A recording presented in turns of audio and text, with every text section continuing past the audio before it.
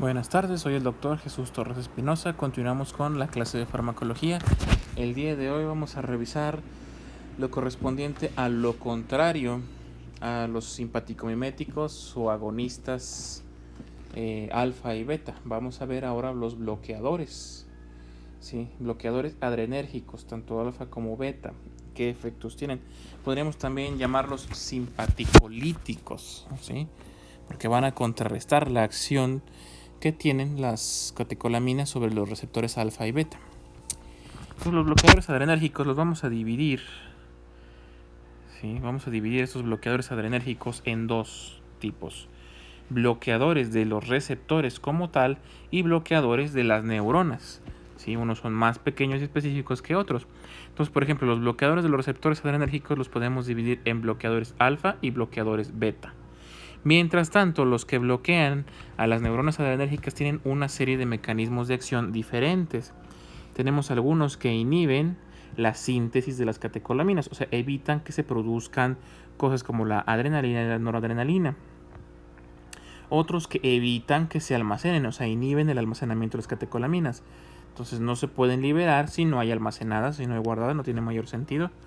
Otros van a inhibir la liberación, o sea, van a evitar que se liberen las catecolaminas. Y otros que básicamente lo que hacen es provocar un paro total del sistema nervioso simpático, ¿sí? Ahora bien, vamos a iniciar directamente con los bloqueadores. Primero pues vamos a tener bloqueadores de tipo alfa, de receptores alfa. Recuerden que hasta el momento hemos revisado bloqueadores alfa 1 y alfa 2. Estos pues son muy afines, dependiendo del fármaco, van a ser afines a estos receptores y nos pueden bloquear cualquiera de los dos, tanto alfa 1 como alfa 2, generando así o evitando así que se presenten estímulos por la activación de estos receptores. Estos receptores pues se van a inhibir de forma total los efectos que tendrían los fármacos adrenérgicos sobre ellos. Entonces se va a inhibir completamente la actividad de los receptores alfa. Van a funcionar como antagonistas competitivos de las catecolaminas, o sea, se van a unir a los receptores de las catecolaminas, pero no van a generar ningún tipo de activación, solamente van a ocupar la silla, como quien dice. Los efectos, ¿qué efectos nos pueden generar el hecho de que utilicemos un bloqueador tipo alfa, ya sea 1 o 2? Pues va a depender de la dosis del fármaco. Obviamente entre más dosis, más marcado el efecto simpaticolítico, ¿sí? Y depende también de qué actividad simpática teníamos antes de que se diera el medicamento, ¿sí? Entonces, por ejemplo, a nivel cardiovascular, un bloqueo alfa 1 puede inhibir la vasoconstricción que fue provocado por las catecolaminas. O sea, por ejemplo, un bloqueador alfa 1 podremos utilizarlo en el caso de un paciente que haya recibido una sobrecarga de adrenalina, por así decirlo, para contrarrestar la vasoconstricción. Y va a provocarnos pues vasodilatación en venas y arterias. También se pueden utilizar, por ejemplo, en casos de hipertensión arterial, ¿no? Y luego, si se bloquea un receptor alfa 2, esto va a, curiosamente, facilitar la liberación de noradrenalina en el tracto genitourinario, pues va a disminuir la resistencia al flujo urinario. Recuerden que la activación de los receptores alfa por parte de las catecolaminas va a incrementar el tono del esfínter urinario. Así es que además va a relajar el músculo de la uretra, tanto próxima como prostática, y a su vez pues puede provocar una inhibición de la eyaculación. En cuanto a los efectos metabólicos, va a aumentar las lipoproteínas de alta densidad y a disminuir las de baja densidad, ¿sí? También va a incrementar la liberación de insulina, que recuerden que en el caso de una descarga adrenérgica o de una estimulación alfa, pues va a producirnos una hiperglucemia por inhibición de la insulina. Entonces esto va a facilitar que se libere insulina, por tanto se capte más fácilmente la glucosa por parte de las células. Y a su vez también puede producir una reducción en la sudoración, siempre y cuando esta sudoración sea estimulada por la activación de los receptores alfa que han sido activados por las catecolaminas. Reacciones adversas medicamentosas generales relacionadas con los bloqueadores alfa a cardiovascular nos puede generar hipotensión ortostática. Recuerden que es un tipo de hipotensión en el cual pues el paciente al cambiar de postura, levantarse, sentarse o acostarse, va a bajarle la presión y va a provocar una taquicardia refleja secundaria a la baja de presión. En el tubo gastrointestinal o tracto gastrointestinal va a incrementar la motilidad gastrointestinal y por ende puede generarnos una diarrea en el paciente. Luego tenemos tracto genitourinario, puede provocarnos una disfunción sexual, ¿sí? Una disfunción eréctil, impotencia y generar incapacidad para la eyaculación, ¿sí?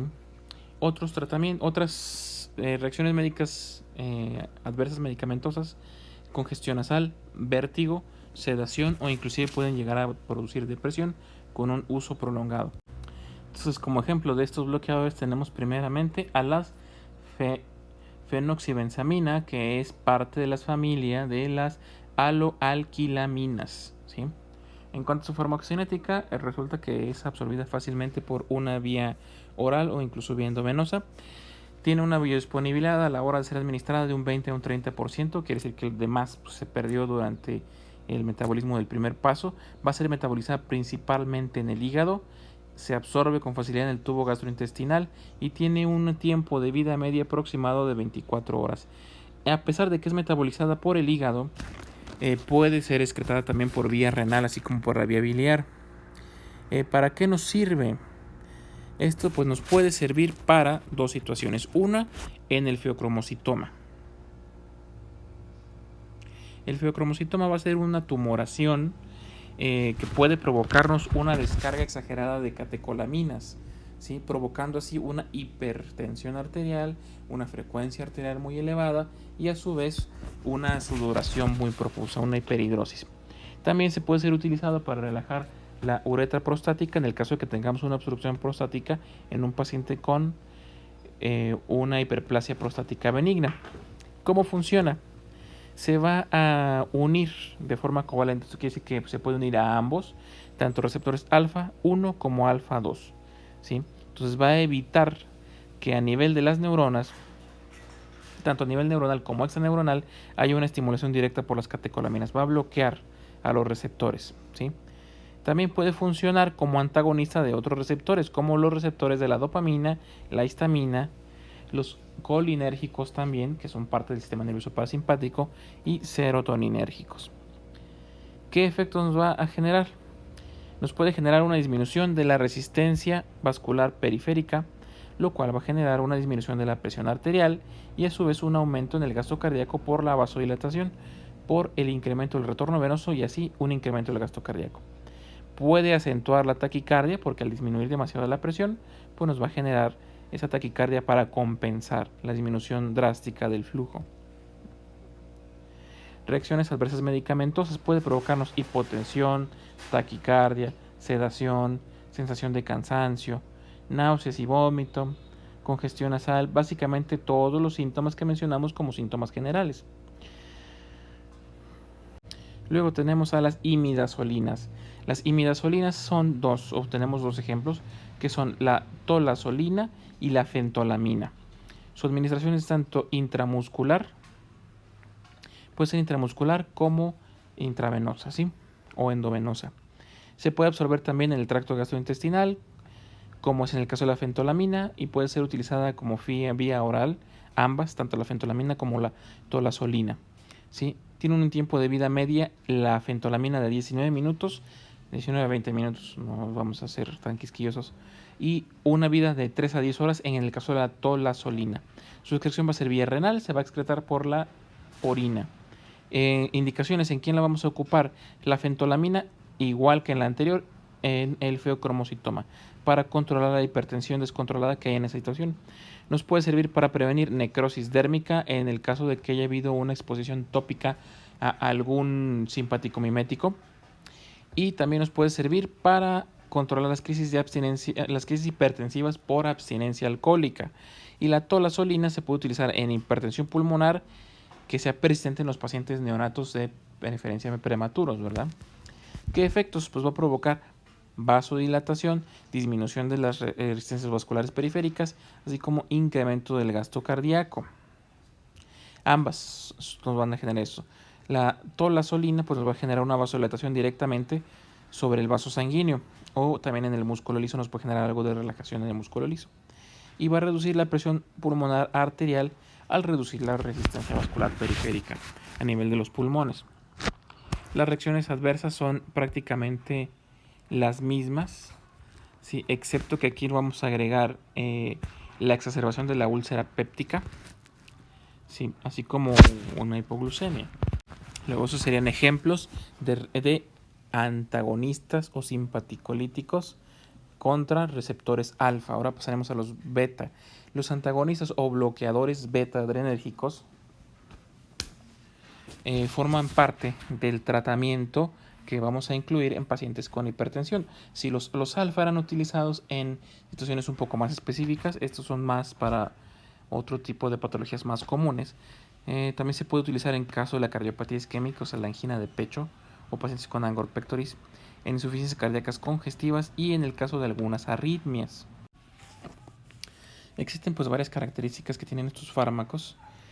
Primero, pues que son muy afines por receptores tanto beta 1 como beta 2, aunque tenemos algunos que son específicos beta 2, ¿sí?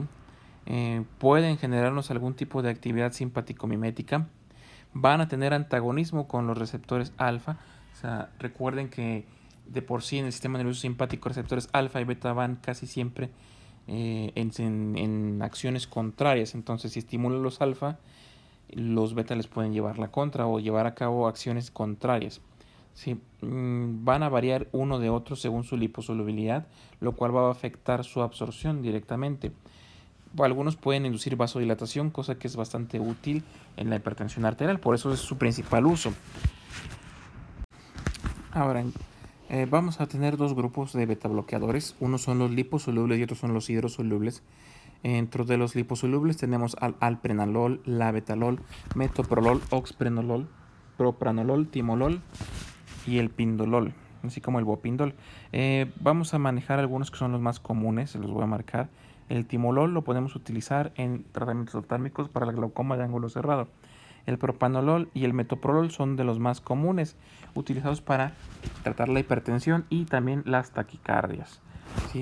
Se absorben muy bien por vía oral, entonces la mayor parte del tiempo se van a utilizar por vía oral, salvo el timolol, que puede ser utilizado como colirio, ¿sí? En forma de gotas para los ojos. Tienen una muy alta afinidad por las proteínas, entonces son fáciles de transportar y también son fáciles de absorberse y atravesar la barrera tanto placentaria como hematoencefálica, ¿sí? Tienen un metabolismo del primer paso, entonces van a pasar primero por el hígado, donde se van a metabolizar, y tienen una biodisponibilidad relativamente baja, del 10 al 30% después de haber pasado por el hígado. Entonces se van a eliminar por las heces y una pequeña porción por la orina. Los hidrosolubles, resulta que los hidrosolubles casi no se metabolizan y se van a eliminar prácticamente sin alcohol a través de la vía renal. Aquí tenemos algunos como el esmolol, el sotalol, nadolol, carteolol. Es importante que aprendan a memorizarse listas de nombres, porque si se fijan, pues todos los beta bloqueadores, independientemente de si son hidrosolubles o liposolubles, terminan en lol, ¿sí? Todos parejo. Entonces no hay una forma de diferenciarlos por fonética, o sea, por cómo suenan. De estos, uno importante sería el esmolol, que se utiliza como diurético, ¿sí?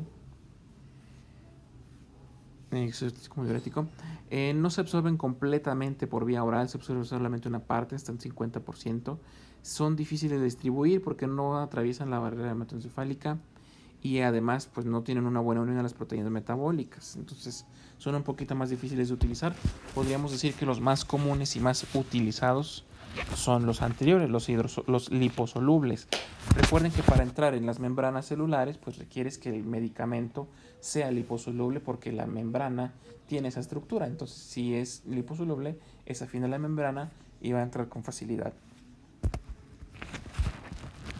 Ahora, en cuanto a sus usos terapéuticos, ¿en quién lo vamos a utilizar? Lo podemos dividir en grupos. O sea, por ejemplo, tenemos algunos que son de uso en enfermedades cardiovasculares como la hipertensión. La angina de pecho es un fenómeno provocado por la obstrucción parcial o total de las venas coronarias.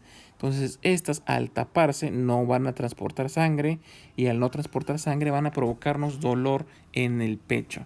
Esto es lo que pasa, por ejemplo, en un infarto, salvo que la angina de pecho es la etapa previa al infarto. Si una angina de pecho muchas veces es reversible. Si es reversible, es angina de pecho. Si no es reversible, si a pesar del tratamiento que damos no se quita el dolor, entonces no es una angina, sino un infarto. ¿Sí? El infarto ya entra dentro de la categoría de síndromes coronarios agudos, o sea, enfermedades provocadas por la obstrucción de las coronarias de súbito. Ahí se incluye el infarto agudo del miocardio. En ese infarto agudo del miocardio, en las primeras fases, podemos disminuir la mortalidad al dar este tipo de medicamentos porque, como van a vasodilatar, pueden ayudarnos a disminuir la demanda de oxígeno en los tejidos. Entonces, entre más demanda de oxígeno haya en los tejidos del paciente, más estrés cardíaco hay, más vasoconstricción hay y más problemas se pueden generar, más se puede complicar a nuestro paciente. En el caso de la insuficiencia cardíaca congestiva, nos puede ayudar a mejorar un poco la función del miocardio, mejorar así el gasto cardíaco y estresarlo menos. Además, ayuda a disminuir la frecuencia cardíaca, lo cual ayuda a que las demandas de oxígeno disminuyan, al menos a nivel cardíaco. Como mencioné con el timolol, aquí hay varios medicamentos que se utilizan en el glaucoma crónico para disminuir la presión intraocular. ¿Sí? ¿Por qué? Porque van a disminuir la producción del humor acuoso, que es el líquido que se encuentra dentro de las cámaras del ojo. ¿Sí?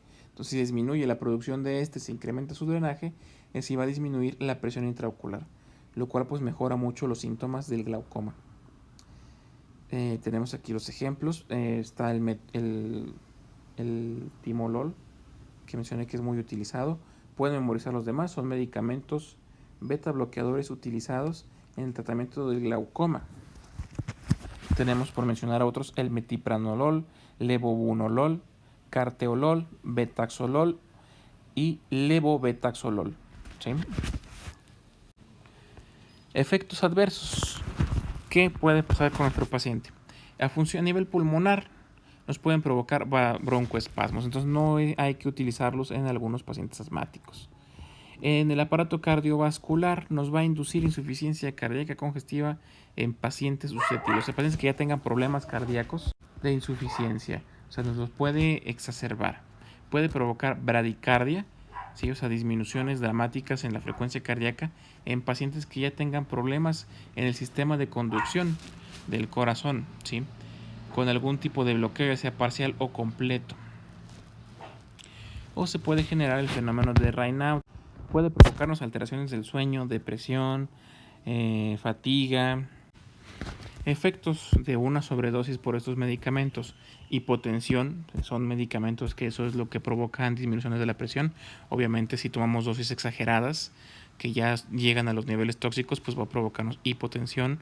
Nos puede bajar una frecuencia cardíaca de forma dramática, así como algunas alteraciones eléctricas en el corazón, como una prolongación en el tiempo de conducción del nodo auriculoventricular, lo cual se traduce en una disminución de la frecuencia cardíaca, así como ensanchamiento de los complejos QRS, porque estamos provocando una contracción muy lenta de los ventrículos, depresión en el uso crónico, hipoglucemias, broncoespasmos y convulsiones. Están subrayados con rojo estos cuatro porque son de los más graves que pueden presentarse. Interacciones medicamentosas. Las sales de aluminio, la colestiramina y el colestipol pueden disminuir la absorción de los bloqueadores beta. Esto se va a traducir en que nuestro paciente no se están presentando los efectos terapéuticos deseados de forma adecuada porque está tomando el medicamento en coadyuvancia, o sea, junto con estos medicamentos. La difenilidantoína, la rifampicina, el fenobarbital y el fumar, el uso de tabaco, puede disminuir las concentraciones de los betabloqueadores en plasma, lo cual a su vez disminuye su eficacia. La cimetidina y la hidralacina van a incrementar la biodisponibilidad de los fármacos como el propanolol o el metoprolol. Entonces pueden mejorar, ¿sí?, la biodisponibilidad, por tanto nos van a mejorar la eficacia e inclusive pueden incrementar la vida media. Los antagonistas de los receptores beta pueden eliminar o puede producir un entorpecimiento en la eliminación de la lidocaína. La lidocaína tiene sus usos principalmente como anestésico tópico, entonces podrían prolongar un poco ahí el tiempo que puede, la vida media de la lidocaína. Y algunos de los efectos antihipertensivos provocados por estos receptores beta pueden ser anulados, ¿sí?, por la indometacina y algunos otros AINES antiinflamatorios no esteroideos, pero simplemente hay que recordar la indometacina, que está mal escrito, es indometacina. Entonces, si se usan juntos, puede que el medicamento, el metoprolol o propanolol, cualquiera que estemos usando, no nos genere un buen efecto y potencial. Muy bien, hasta aquí terminaríamos con los simpaticolíticos o los antagonistas. Continuaremos en la próxima clase ya viendo ahora los parasimpaticomiméticos o colinomiméticos, ¿sí?, dando un breve repaso del sistema nervioso parasimpático.